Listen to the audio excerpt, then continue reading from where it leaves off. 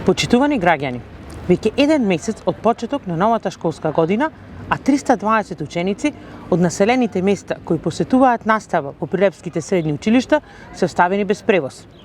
Ненавременото распишување на тендер за бесплатен школски превоз ги остави средношколците од руралните средини без можност да ја следат наставата.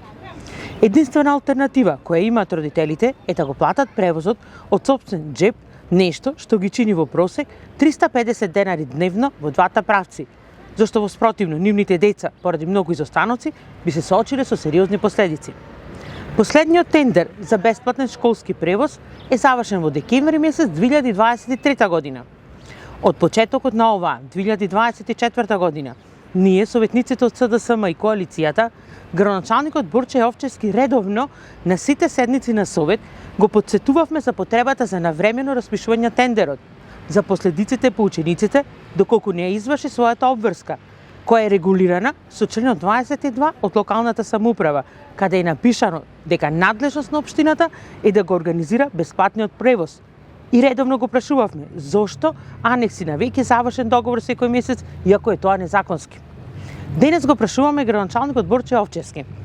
Кој ќе поднесе одговорност за необезбедениот превоз за учениците? Кој ќе му ги надокнади потрошените пари на родителите за услуга што треба да е бесплатна? Како ќе ги надополнат изгубените часови учениците кои не присуствувале на наставата и како истите ќе се евидентираат во дневниците? Прашуваме зошто општинскиот инспектор за образование не ја констатира состојбата и не бара одговорност во општината? И најбитно, што ако после 15 октомври, кога се распишува следниот тендер, не се избере превозник? На секоја седница, градоначалникот на овие прашања вели: ќе ви одговорам на следната седница или ќе ви одговорам на писмено. Всушност, никогаш ништо не ни одговорил.